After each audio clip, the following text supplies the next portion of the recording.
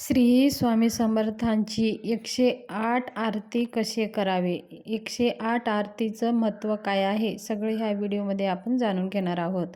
Video skip करू नका, पूर्ण पहा. नवीन आला असाल तर एकदा चॅनलला सबस्क्राईब करून लाईक करा.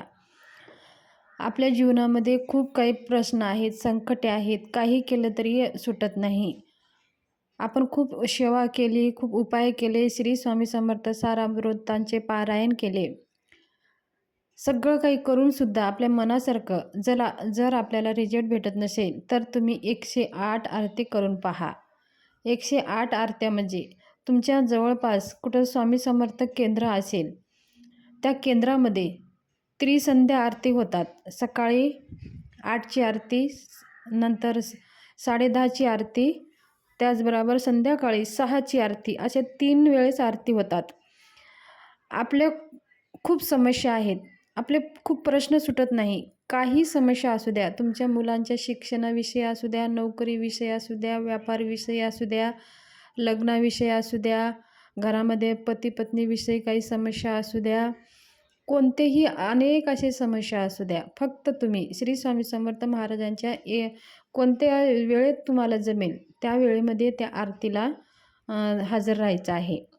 आता जर समजा आता केंद्र लांब आहे, तुम्ही जाऊ शकत नसाल तर काय करायचं आहे, मग आपल्या नाईलाजानं आपल्या घरीच आपण ज्या वेळेमध्ये स्वामी महाराजांची भूपाळी आरती ही करेक्ट 8 वाजताच होते, महानैवेद्य आरती 10:30ला होते आणि संध्याकाळी पण महानैवेद्य आरती 6ला होते. तर ह्या बरोबर त्या वेळेमध्येच आपल्या घरच्या महाराजांना नैवेद्य दाखवून तुम्ही आरती करू शकता. नाहीतर मग तुम्ही मंदिरात जाऊन केंद्रामध्ये जाऊन ज्या आरतीला तुम्ही 108 आरतीला हजर राहाल तर तुमचे कोणतेही प्रश्न शिल्लक राहणार नाहीत. तुमच्या सगळ्या इच्छा पूर्ण होणार आणि जे काही काम तुम्ही कराल ते 100% 100% ते पूर्ण होतात. हे अनुभव सिद्ध आहे. तुम्ही जर केंद्रात गेला तर तुम्ही प्रश्न उत्तर करण्यासाठी तिथं दादा असतात. तर त्या दादांना जरी तुम्ही प्रश्न तुमचे सांगितला तरी ते दादा सांगतात की तुम्ही 108 आरतीला हजर राहावा. आरती म्हणजे साक्षात तिथं त्या आरतीच्या वेळेस स्वामी महाराज तिथे हजर राहतात. आपण स्वामी महाराजांना आरती म्हणजे आर्ततेनं हाक मारत असतो. म्हणून मंदिरामध्ये मठामध्ये कसं स्वामी महाराजाचं स्थान आहे, स्वामी महाराजांचं तिथं घर आहे, स्वामी महाराज तिथं वास करतात आणि ज्याचं घरामध्ये जाऊन स्वामी महाराजांना ज्या काही आपल्या समस्या आहेत जर आपण स्वामी महाराजांना सांगितले तर त्या समस्या बघा लवकर पूर्ण होतात.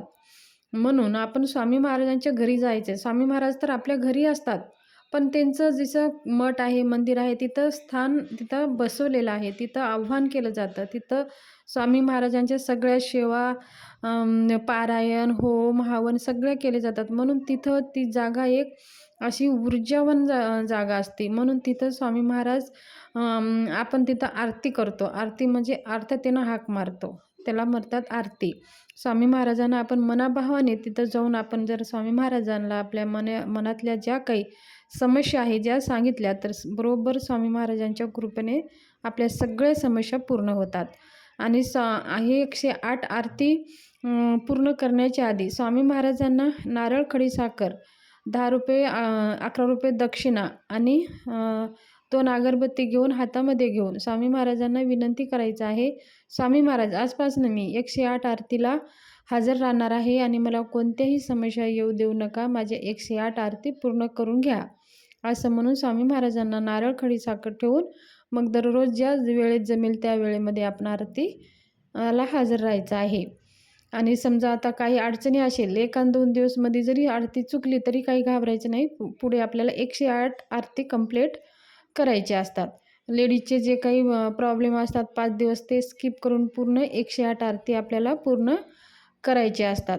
तर हे 108 आरती आपल्या जीवनाच्या सगळ्या समस्या दूर करून आपल्या जीवनामध्ये चांगल्या इच्छा हे पूर्ण होण्यासाठी ही आरती अत्यंत महत्त्वाची आहे. तर स्वामी महाराजांच्या नैवेद्य आरतीला आवर्जून तुम्ही 108 आरती करा. त्याच्या आधीच तुमच्या सगळ्या काही समस्या आहेत स्वामी महाराज पूर्ण करत असतात.